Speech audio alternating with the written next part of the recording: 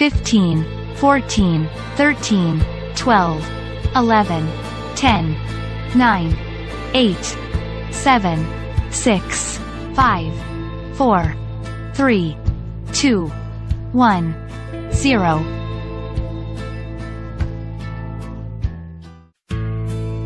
Welcome to Talking, from the live podcast produced by Indy Radio, where we break down the mystery, the terror, and the twists of the hit TV series.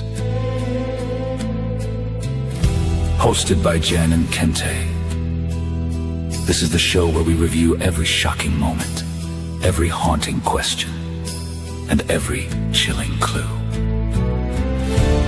And from strangers find themselves trapped in a mysterious town they cannot leave, forced to survive against deadly creatures that come out at night, while uncovering the dark secrets hidden all around them.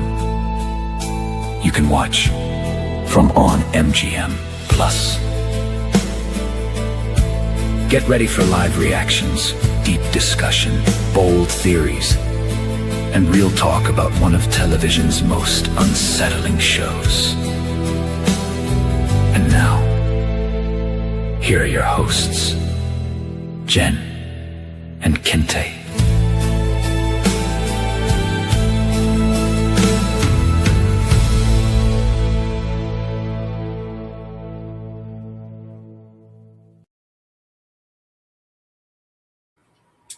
Welcome everyone to another edition, a special Mother's Day edition of From.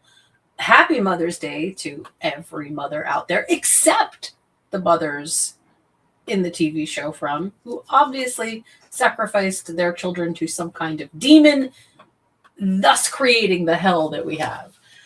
Okay, so we got a lot to talk about this episode, and obviously, we need the coolest co-host ever, Kinte. Kinte, how are you? I'm doing very good, and I'm so happy to be here, and happy Mother's Day again to you. And if your kids ever complained about the way you mother them, tell them watch From, and you will take it all back. Just tell them on Kui and see if that brings anything up, you know. Whew, yeah. So, okay. Real talk.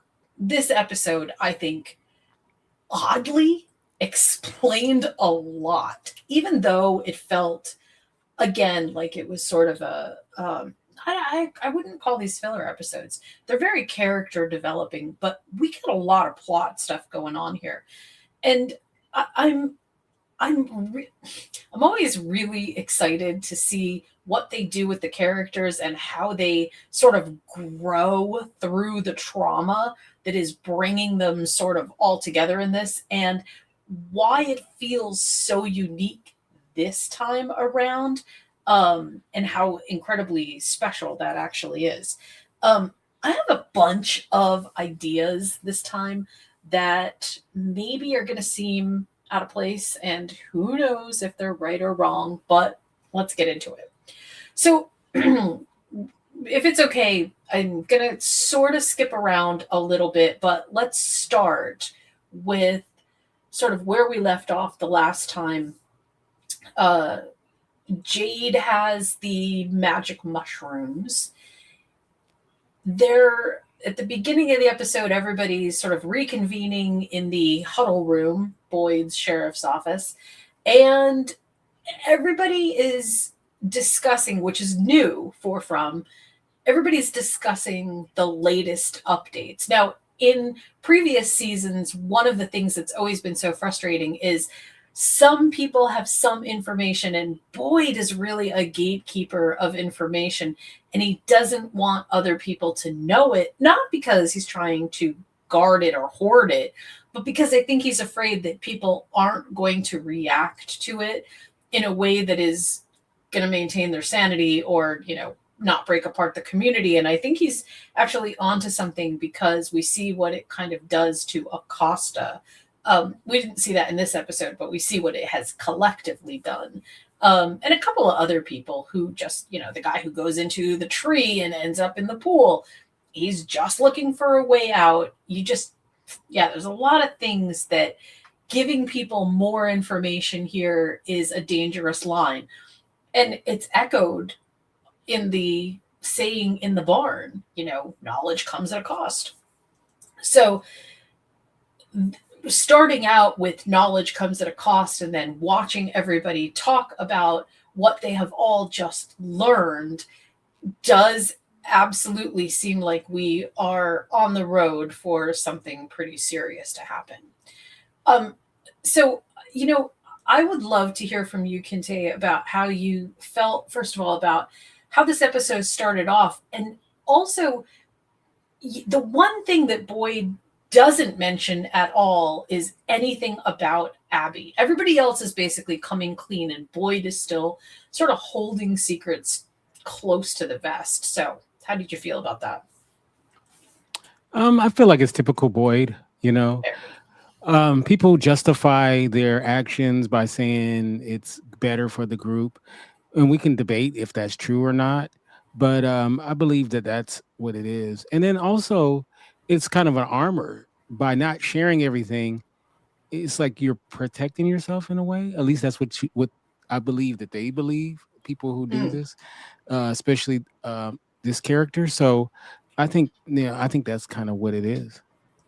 Well, in my house, we had this discussion. Sorry, I got a little bit of a scratchy voice, so if I sound funny, I apologize.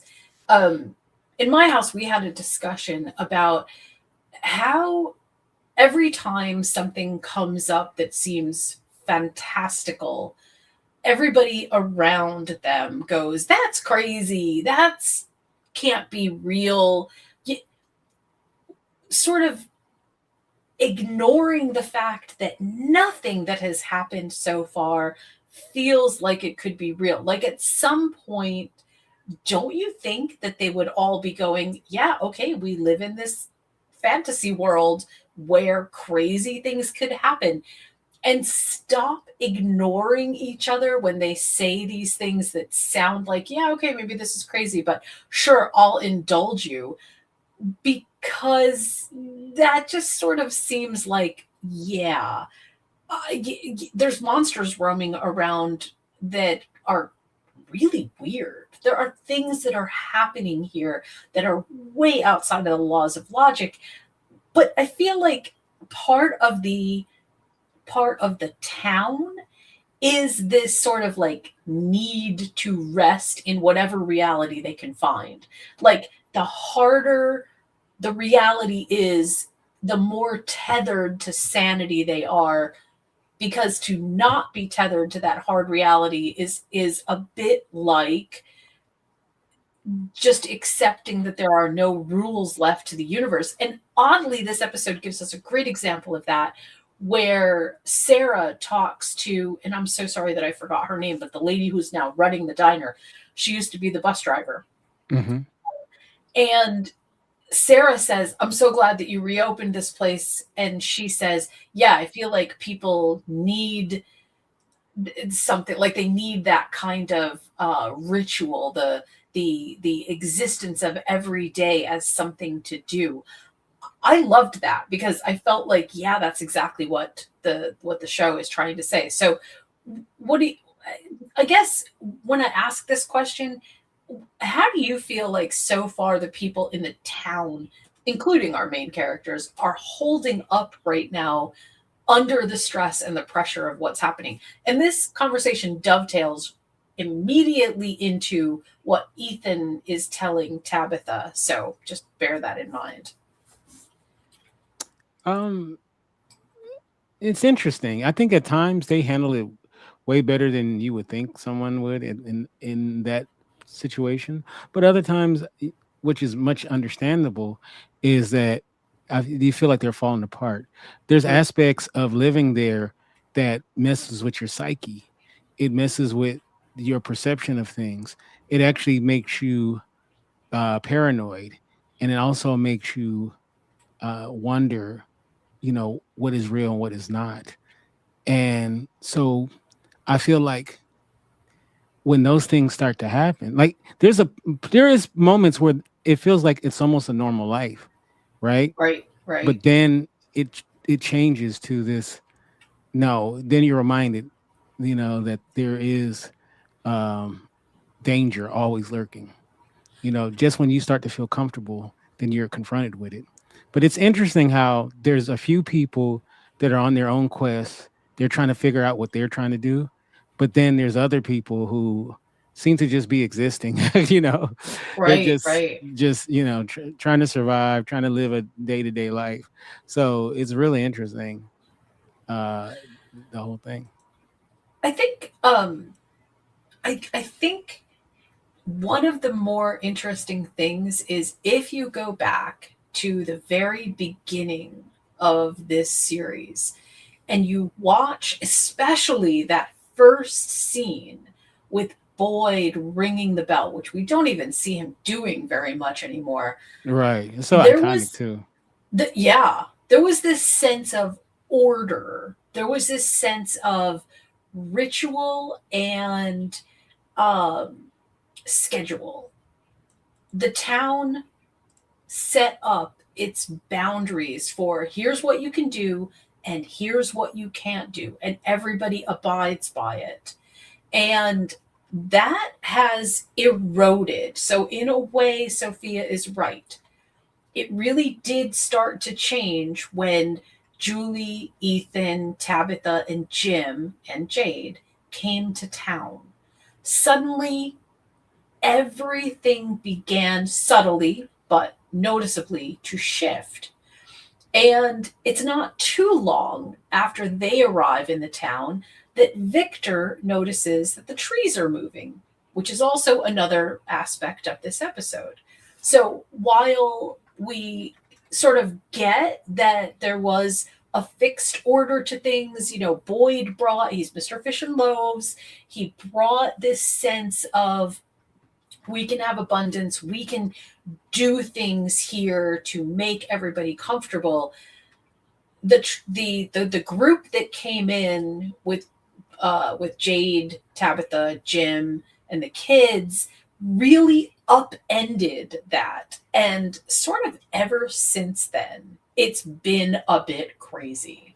Mhm. So, give me. I know we're spending a bit of time on this, but give me your take on how how you think sort of the previous seasons have treated this sense of wanting to keep things in order to where we are now, where life is really chaos, a different kind of chaos, but there is no set order anymore. What do Hmm. you think? Wow, that's very well said. Yeah, it's funny when we see people who get stranded and they finally are made to realize what they're dealing with. We see them go through the different phases of I don't want to say grief, but phases of, I guess, coming to understanding of what Mm, they're dealing with. Some people, most people react around the same, but then others they deal with it differently. So it's very interesting. Like at some point, I think it's just human nature that you just adjust to almost any situation, right? Because we'll sit here and say we would never, I would never do blah blah blah, but when right. you're forced with the situation is out of your control, you have no choice. So it is what it is. You know what I mean? And it's interesting to see how different characters, deal with it. Jade he pretty much never really settled in. He's always been trying to figure out, and I think a lot of it is just the way that his brain works, and what he does, for a living, is that and then he has such a life to get back to as well. You know what I mean? So Yeah. I think he's definitely different than other people who seem to just get to a point where they just accept their fate. Well, I think it's taken Jade a lot longer to sort of have his epiphany. And I don't just mean the Ankui piece either, because I do, well, that was obviously, very, very pivotal. It's not actually where I think Jade began to understand that his place in the story is real, that it's tangible. But he also does this thing where he takes one step forward and two steps back, where he's like, at the same time that he's trying to meditate in the Brundles, in the last episode, he also is like, sort of shooting down Ethan's idea about the Lake of Tears, but, begrudgingly goes with them. That piece feels really important because he clearly still hasn't quite gotten to the point where he feels like the rest of everybody about what's happening here. If anything, I would say that his ego gets in the way. So in this episode, Jade takes the magic mushrooms, chomps them up. I was even joking that he should have made a tea out of them or something. But people who are more, let's just say, learned than I am about these things said, no, that would dilute it. And I'm like, yeah, that's the point. They're in a cursed land, and like Tabitha says, we're in the middle of someplace we don't even know what this stuff is going to do to you. How do you even know you're going to survive? And he's like, I don't. So golf clap for Jade for, consuming the mushrooms and everything. But a lot of what Jade does this episode is sort of like shadow and follow other people around, not knowing if he's on his trip or not. And so far, he's not on his trip. My guess is that next episode, we're going to see a big trip in Jade, and some crazy things are going to happen, and maybe we'll know if it's real, and maybe we won't know if it's real. I'm not sure. But are you brave enough? Would you take mushrooms from the middle of the forest that you didn't know if they were going to send you on a trip or possibly kill you? Absolutely not. Yeah. I'm not that brave. Said by or a sane stupid. person. Mm-hmm. But in some ways, I do kind of feel like this is the desperateness that he's feeling is sort of wrapped up in that. So after Jade consumes the mushrooms, the episode moves on, and Tabitha explains that she is going to basically help Ethan, right? They're going to go out to find the Lake of Tears. And I think the way that Tabitha is experiencing this is not that she actually wants Ethan to find the Lake of Tears. It has more to do with her thinking, okay, I'll humor you. Maybe this is about your grief for your dad. We'll take you out and find the Lake of Tears, because what else are you gonna do? How are you gonna process grief if not kind of in the way that you think your kid really needs to experience it? Man, I gotta say one thing. I do not, and you tell me if you think I'm wrong, I do not feel like Tabitha is a very good mom. I know she's trying, but wow, the things that she does and doesn't do are just baffling to me. As a mom, I struggle with this. I struggle with it a lot. Like, what are you doing? Every choice that Tabitha makes me think that she's just not being a good mom. So I don't know. What do you think? Am I being too hard on Tabitha? You are not. She's a terrible mom, terrible wife as well. I definitely agree with you. And her kids have a reason to be the way they are when it comes to her to a certain degree, Right. So yeah, I felt like Jim was much more loving than she was.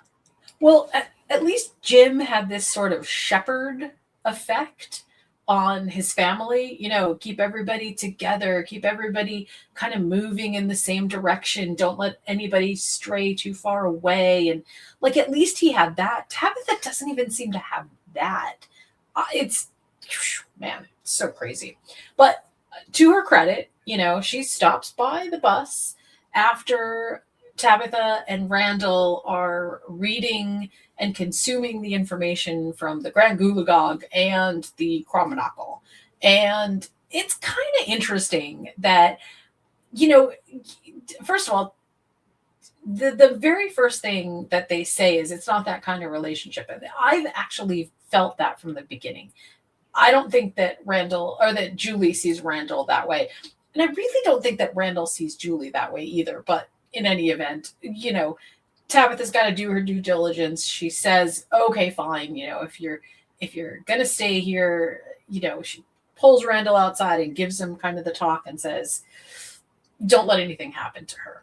Okay, that was marginally good, at least. But an interesting thing happens when Julie is reading the book, and they discover the part about setting bookmarks. But before we even get to that, one of the things that I found very meta-contextual and super interesting was the idea that maybe the book's author had escaped from a place like From before.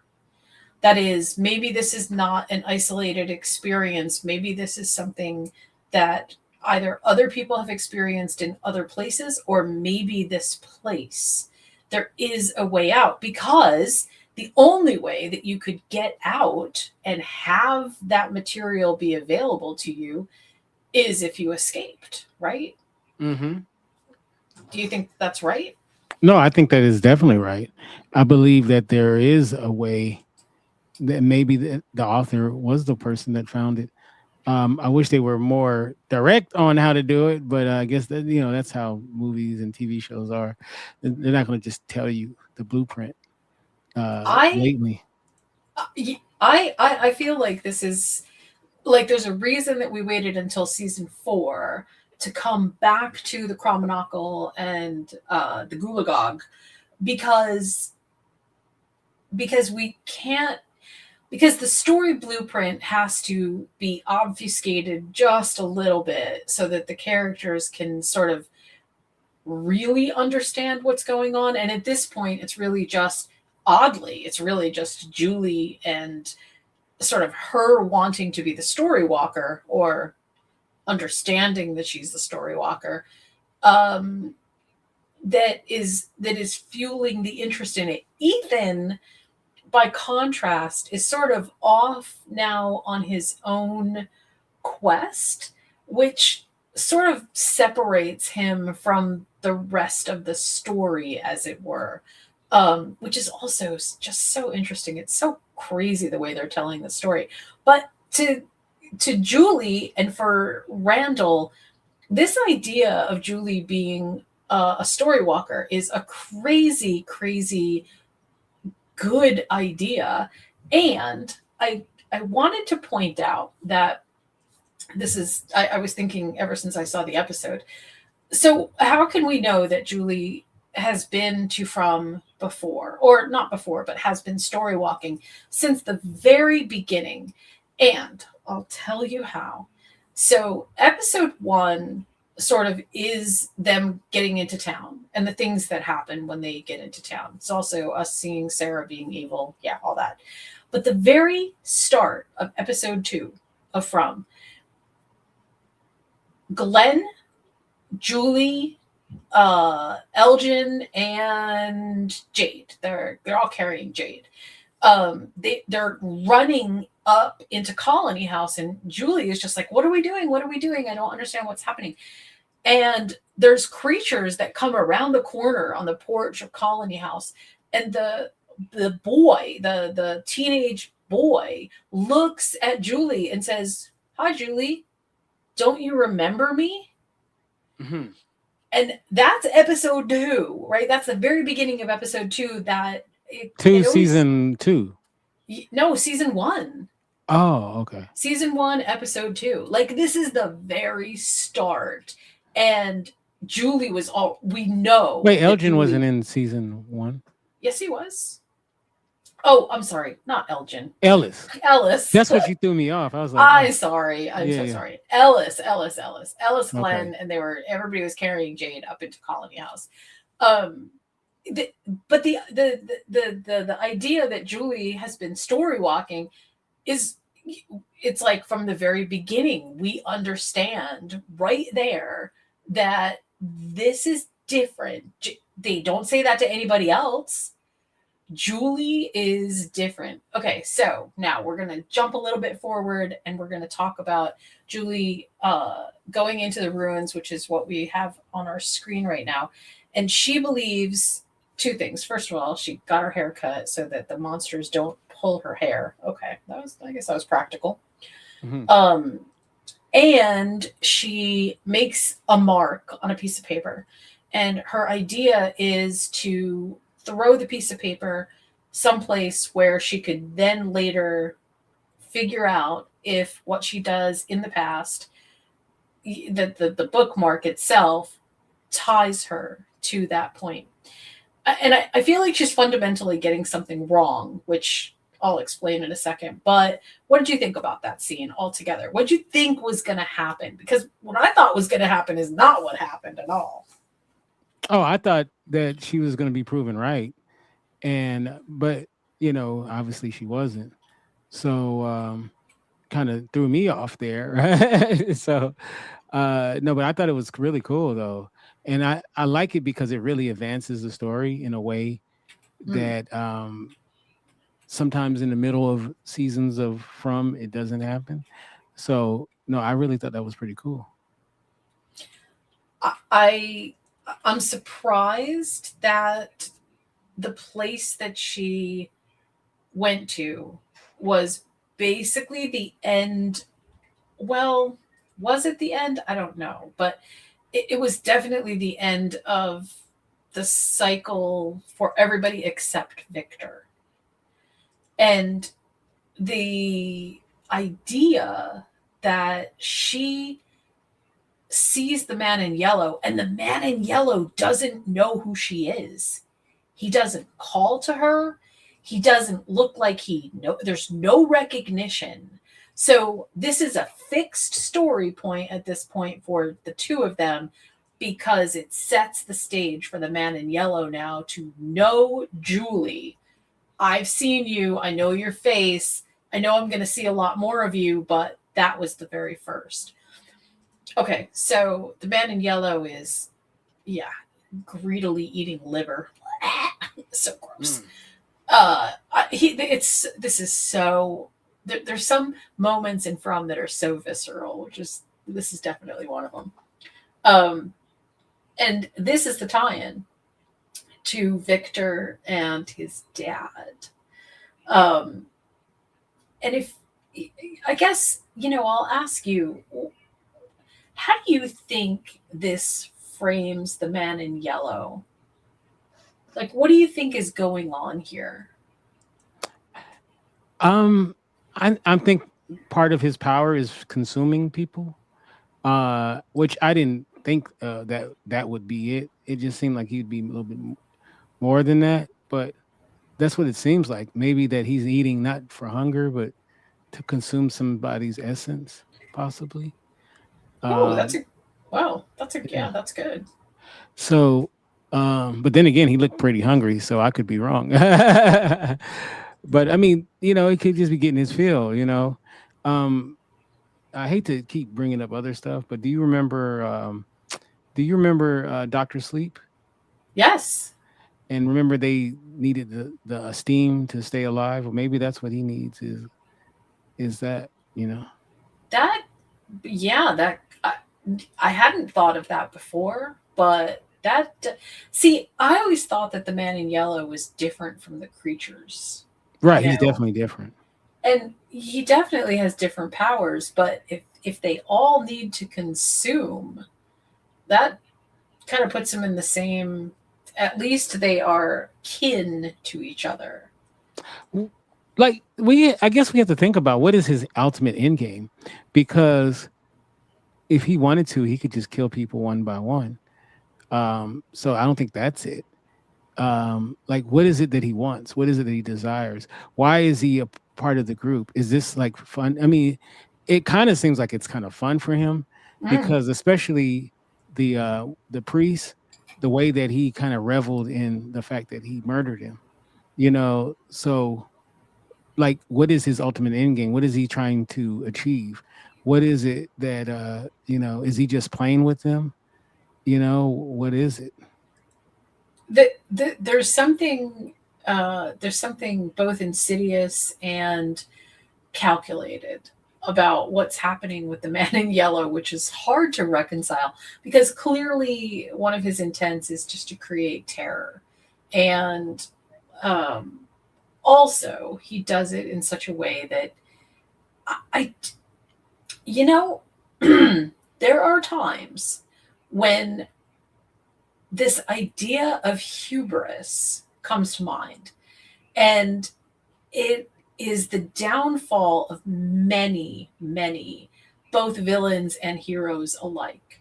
They are too cocky and they think that they know everything, or they think they have mastery and control over the universe when they really don't. And there is something about the way the man in yellow behaves that makes me think that that is his downfall. He doesn't know everything, but that's also his superpower. He knows enough. He knows much more than the people in the town. And it allows him to sort of operate outside of the boundaries. Now, let's talk about the man in yellow for a second in this episode. So, first thing that we should talk about is his relationship now as Sophia with Sara. I don't know why this was such a weird moment for me, but when Sophia is in her room and Sara comes in and then Sara leaves and he starts to do that funny like prayer chanting thing, and Sara feels it at the bottom of the stairs. Ooh, man, that gave me chills. What'd you think about that? Oh And yeah, what do you that think was. happening there? Oh yeah, that scene definitely. One, it was creepy. It was quite creepy when she did that, and it kind of just went into more things that the man in yellow can do. Yeah. And Which we weren't aware of. and has it been the man in yellow all this time that has been speaking to Sara, saying kill the boy with that, writing on her arm? Uh Giving her the power to do that automatic writing where she, you know, colored the thing that Father Cautry had seen, and a bunch of other things. Has it been him this whole time? I mean, I seems like that's what they're saying. Would you I agree? I believe so. Yeah. Yeah, I feel like that's what they're saying. But the most interesting thing about what happens here is this idea that this was really all just one extended test, like of Sara. Um, okay, and honestly, Sara failed the test badly. I mean, she passed the test for the man in yellow, but she seriously failed the test. So the chanting apparently gave Sara the voice said, "Go to the diner, get water, put it into a cup, drink it, and pour it back into the pitcher." And so Sara goes through this sort of like existential, should I, shouldn't I? And ultimately, at one point, says, okay, I'm not going to do it, right? And dumps out the water.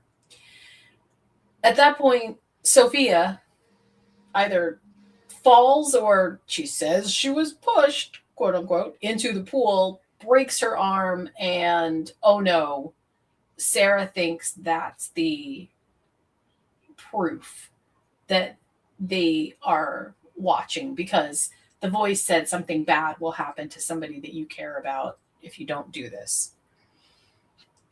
I am so sort of sick of Sara not getting the point that the voices never tell her the right thing to do. Am I wrong? No, no, you're not wrong at all. That's why they keep going to her because she's an easy target. You know what I Oh mean? my God. I mean, it's just the truth. She's an easy target, so that's why they're going to her. It is, it just, it's like watching somebody play with the definition of insanity, right? doing the same thing over and over again and expecting a different result. But this time it's gonna work. I mean, she might as well be trying out for the Roadrunner and Wile E. Coyote cartoon, because definitely this time she's gonna get the Roadrunner.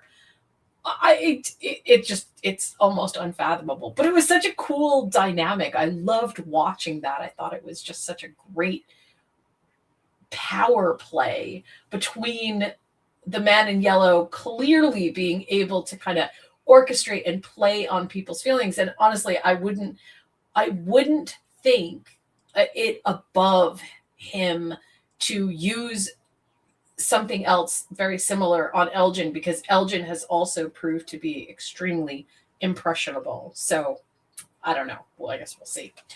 I don't know what else did you notice about that? This interaction was actually fairly brief, but it was packed with a lot of meaning. Yeah, it was definitely.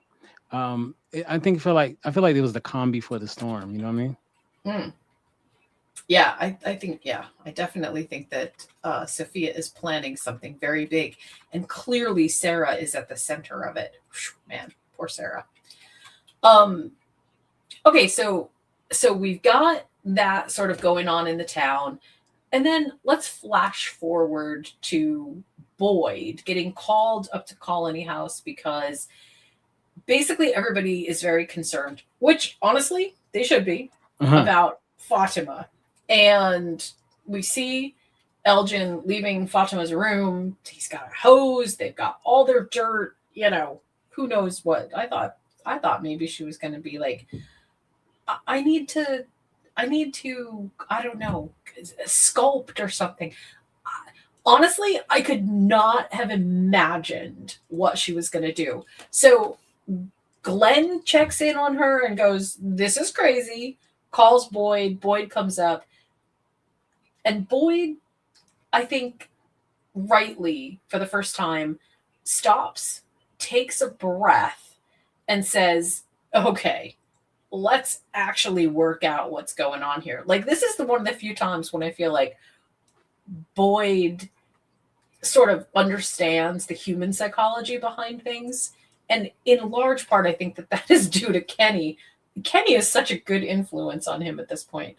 But tell me what you thought about that whole scene from start to finish when we find out what Fatima is building and how Boyd sort of reacts to everything.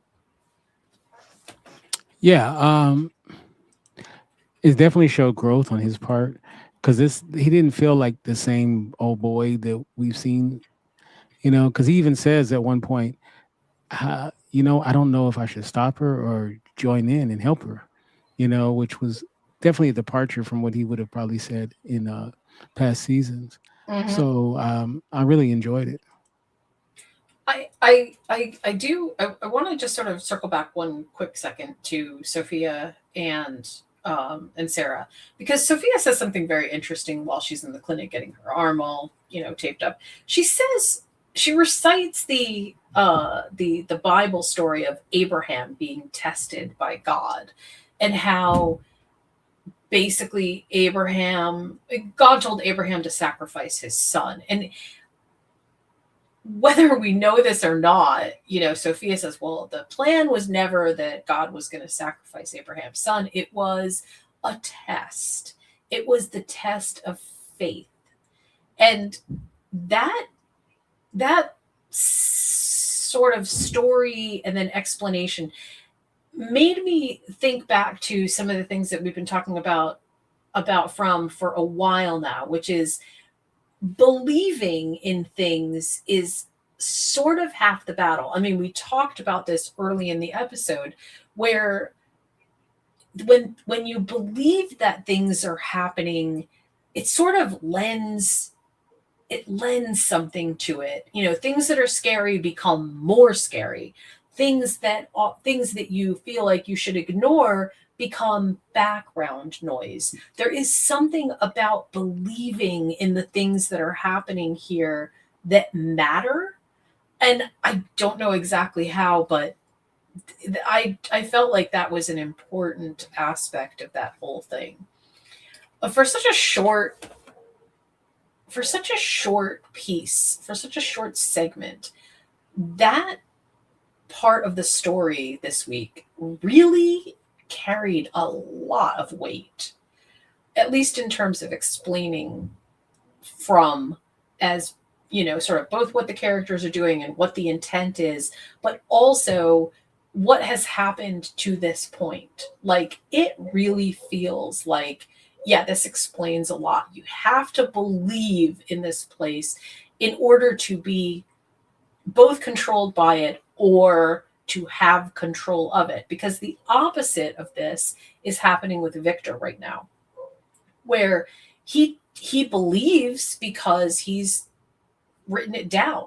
He's made all these incredible pictures, right? And that's how he keeps the story straight. He has all of these memories that he doesn't pay attention to in the moment, but they're archived. It's like a book that you read one time and then you don't go back and read it again, but you remember little bits and pieces from it, and when you have to, you can go back and find the page you were looking for. That's what Victor's pictures remind me of. But in this episode, Victor comes sort of clean with his dad about what really happened to Miranda, his wife, and that the man in yellow ate her. And tell me, how did you feel about what happened there? And I guess what do you think the impact of all of this is? And also, I have to say this out loud. I have never felt so emotionally invested in a character like Victor before. I both feel so sad for him, but also am like, this is the strongest character that we have in From.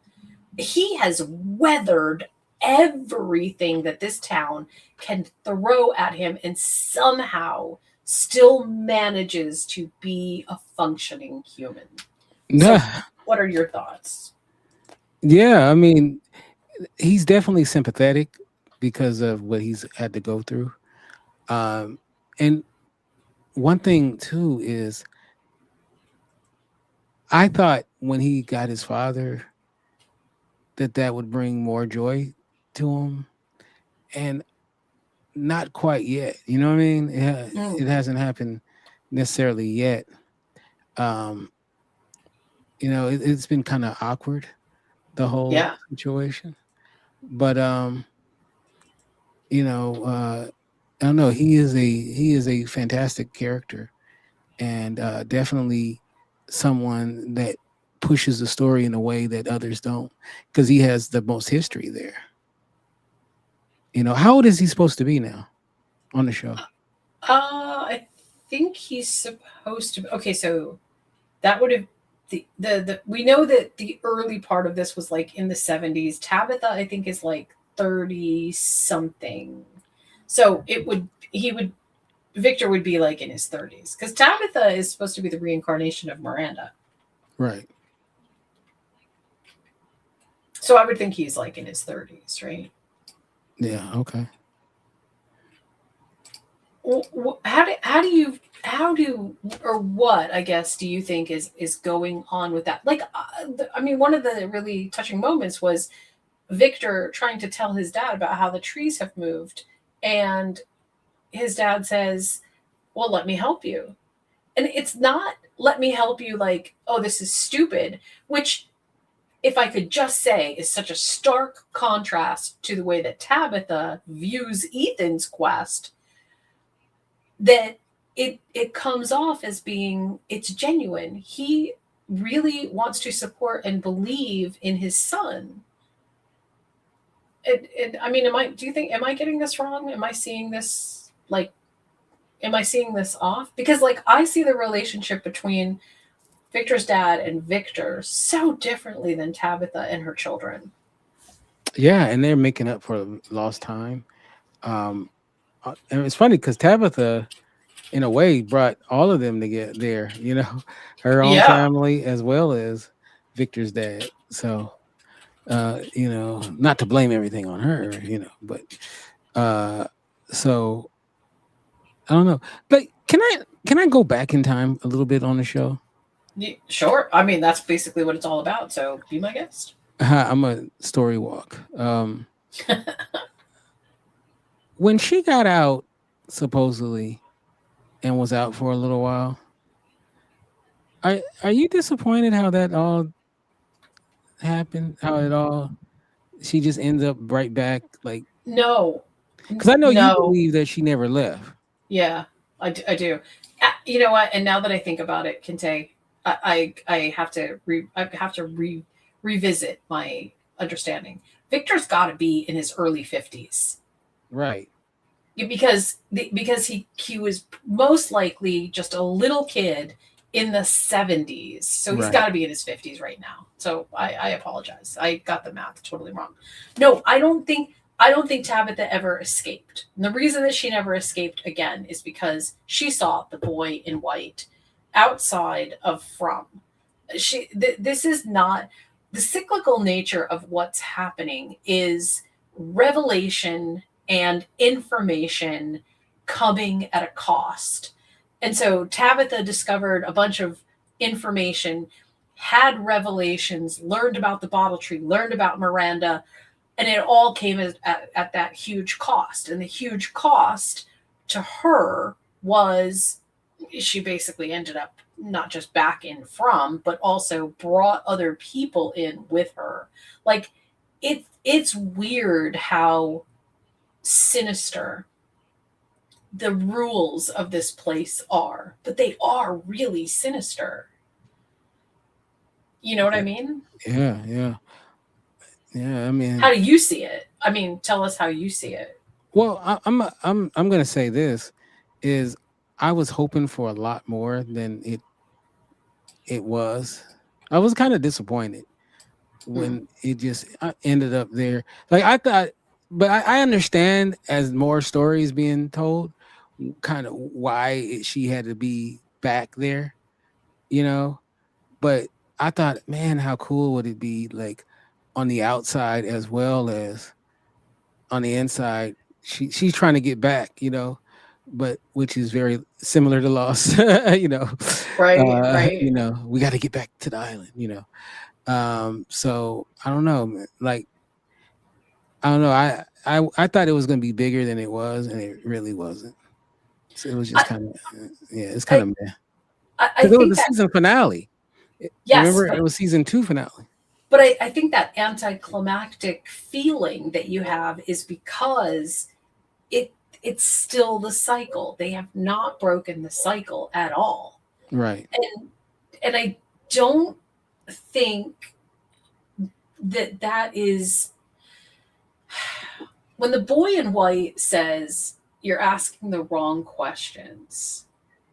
First of all, thanks for being enigmatic. Tell us something that's like useful, please. Every movie and TV show does that, correct? Right? Oh god, it's ridiculous. But I mean, we're playing by supernatural rules, so I get it. I hate their get rules. it. Somebody needs to rewrite these rules. But the whole idea. Well, you know what? Actually, really, speaking of that, you know what really drives me crazy? What drives me crazy is when main characters don't have any sense of agency of their own, that they can't ask questions that would actually be helpful. And maybe this is just me. Maybe I'm just being like, oh, yeah, whatever. But I'm just like, why wouldn't you ask the hard questions? And also, why would you ever look away? Like, okay. Anyway, we'll save that for another time. So okay, so we sort of we've come to a pivotal crossroads now. Although I do sort of want to go back to Fatima and Boyd and say Fatima is telling the story about building a golem. right? Which is what you have to tell me what you thought about that, because darn, that's crazy. And this idea that she is somehow still connected to Smiley, oh, that's terrifying. You don't like Smiley? And not particularly. He really creeps me right You the don't heck want to be out. connected to Brother Smiley? No. Oh my gosh, no. I'd rather chew crushed glass. Thank you. Well, yeah, I think that I think that whole aspect. I'm sorry, I was trying to add something to the. There we go. Um, yeah, it was kind of creepy. Like the thing is about Fatima, I don't know if I like where what her character is. I don't know if it's. I don't know.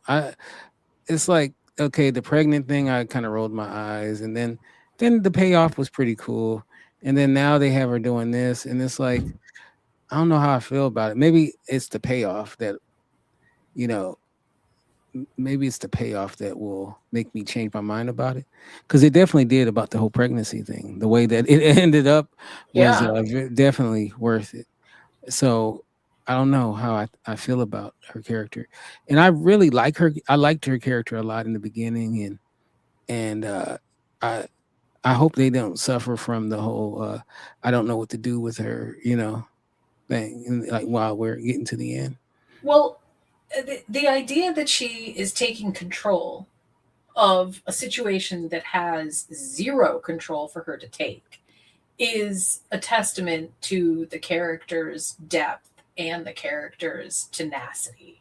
Because I feel very strongly that what she said is the heart of who the character is. That is, she's been pushed to the point that she needs to take some control back. And I mean, the idea of building a golem, although I don't really understand, I guess I can see tangentially how she got there. I mean, obviously the creatures live underground. Obviously there is something about the dirt that matters. Um, but how this sort of works and how she thinks she's going to bring it to life, that's beyond me. I mean, do you have any ideas? I have I have zero ideas. I'm honestly I'm honestly like just like most of the audience. I know, and I feel bad because I know that the audience is looking for us to come up with the answers, and there's certain things I don't have anything. So but I don't know what that is, but maybe I don't want to. I guess if we jump ahead a little bit, it's probably connected to the very end of the scene. Maybe Hmm. maybe those, I mean, end of the episode. Sorry, uh, maybe that's what it is. I I don't know if I missed what was happening with the magic there. I'm not sure what it is, Uh huh. but it was very very interesting. So to round out our episode, we have Tabitha and Ethan heading off on the quest on the let's find the Lake of Tears, and he now feels, I guess, pretty sure. I am saying that I think the Lake of Tears is actually the swimming pool. Um, I don't think the Lake of Tears is where they are. I don't think the settlement that's the Lake of Tears. And they go through this elaborate process. Ethan finds a hurt bird. They and the oddly, the bird is not a crow. It's not a yeah. It's very weird because we haven't seen any other birds in From that are not crows. So I don't know what that is, but they get to the settlement.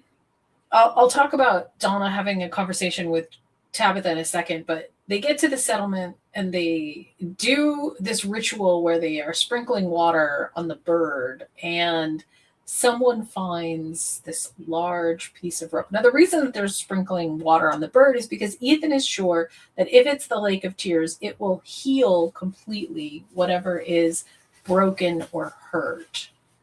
So, interesting.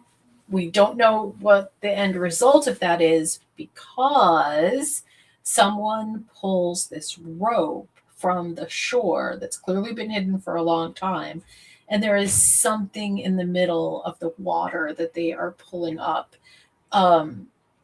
We fast forwarded and rewinded and fast forward to see if we could figure out what the heck this thing is. We could not make anything out in it. So I don't know what is supposed to be, like inside of that representationally. I have guesses, but I don't know exactly what's supposed to be in there. But it is very odd that there's this like synchronicity of they're trying to heal the bird and all of a sudden something gets pulled up from the water. Sort of like every time they learn something or are close to learning something, even by exclusion, something else happens. I need to say two things. One, so Donna actually tells Ethan that no, I'm sorry, she doesn't tell Ethan. She tells Julie. I'm sorry, she tells Tabitha. I got too many characters in my head. Donna sits down and she talks to Tabitha and she says, look, you know what? You got to do better. You have to be there for your kids. I don't want to get another letter on my dresser the way that you put that letter on my dresser. This is uncool. And I mean, the way that Donna says most things is, she's very pragmatic. She's very sort of down to earth, but she's also, I think, very sage in her like, hey, here's some wisdom for you. I am still not sure about Donna, only because nothing ever happens to Donna. And I hate to say it because like Randall sort of called this out and he's like, well, what about her? Yeah. It feels so red herring-y, but at the same time, I also kind of wonder about what's going on. So let's talk about that last scene. What did you think about what sort of the culmination of this journey to go get food, which is what they were on their way to go do, and what ends up happening as a result of that? What did you think about all of that? Okay, when they started pulling the rope, I was thinking, oh man, what is this like going? Like what is that? And then when the thing started moving in the water, I'm like, why are you still pulling it? Yeah, I was like, I would have stopped pulling. I would have cut it. I'd have cut the rope. So yeah, it was definitely like there was kind of a sense of wonder and fear. So I mean, and then of course when it went to credits, I was like, dang it. I was like, oh, I was so excited to see what it was, but I'm starting to get to a point where I realize when the end is, even if I can't see the time stamp, yeah. I can kind of feel like, oh, it's about to end right here. Watch, so. I feel like this says something about the storytelling. It is extremely even. It feels like we go nowhere, which honestly, that's from. We are going nowhere, but we really are going somewhere. Like, if you look back at what we have learned so far and what we have experienced so far, we know a lot more than we think we know. It's just we haven't contextually gotten the cipher to put the puzzle all together, but we know a heck of a lot of story puzzle pieces. So we are getting somewhere. It just doesn't feel like it. And hats off to the storytellers. Hats off to the writers here. From is extremely evenly paced. Even when it's filler episode, we haven't actually had a bunch of those. We've really had a lot of character development episodes, but it's frustrating in probably the best way possible. It's frustrating because that's the point.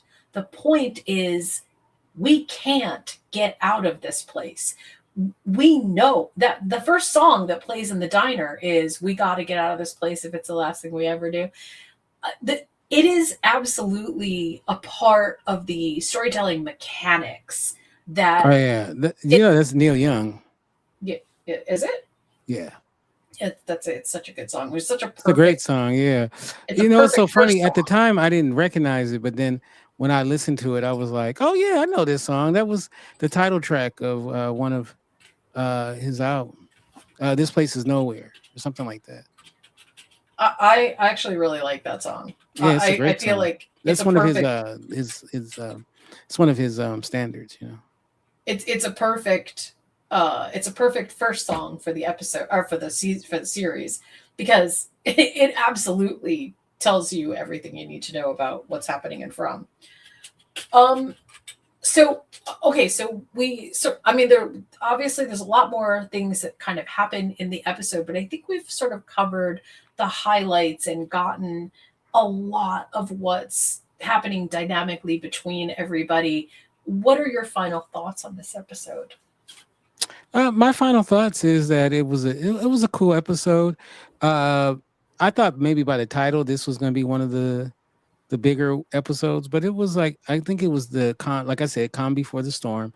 I think Mm. that this episode was kind of like gearing us up for what is to come, and so I'm looking forward to whatever is going to happen. I haven't seen a trailer for the next episode. Have you seen one? I did, and that's where I got my information about what I think is in that thing that they just pulled out of the lake. It's in Oh, fact okay. we saw it in promo material where they're at the settlement and there are these big scarecrow creatures that kind of come to life.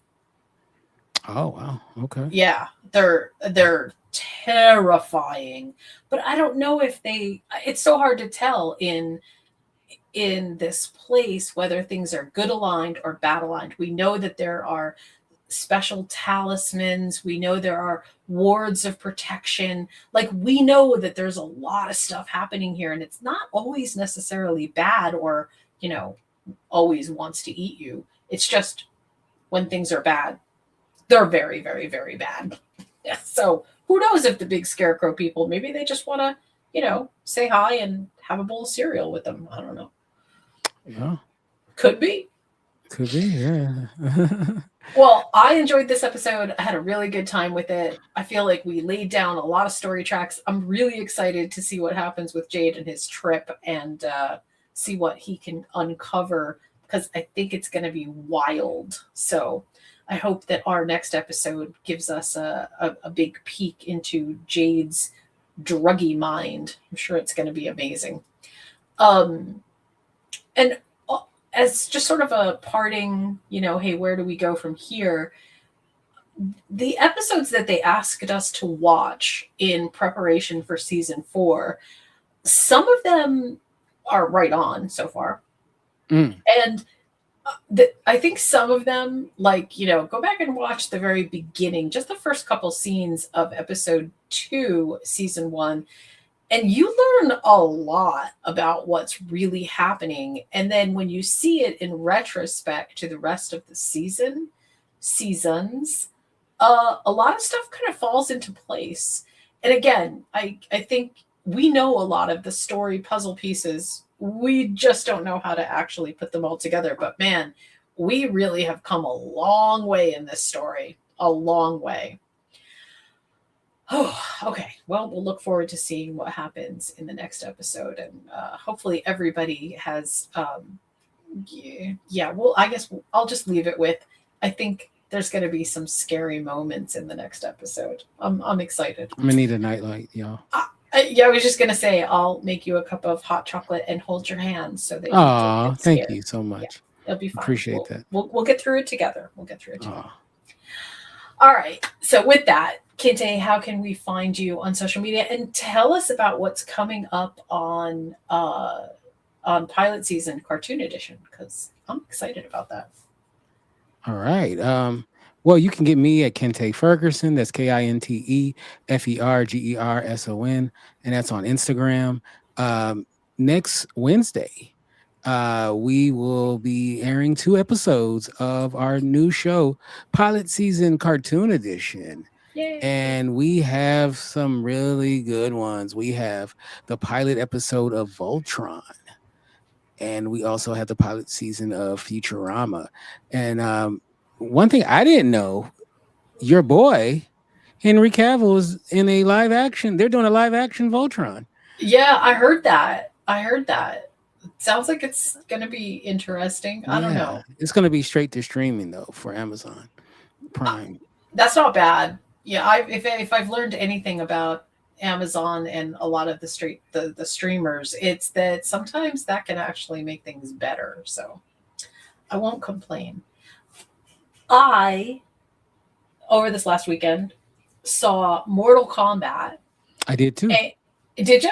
It was, you know what? It was fun. It was so fun. If you like that kind of high action and highly concept related video game to movie idea, yeah, this one actually really hit pretty hard. I also really liked the story. I thought it was good. Carl Urban, kind of a tearjerker in the beginning.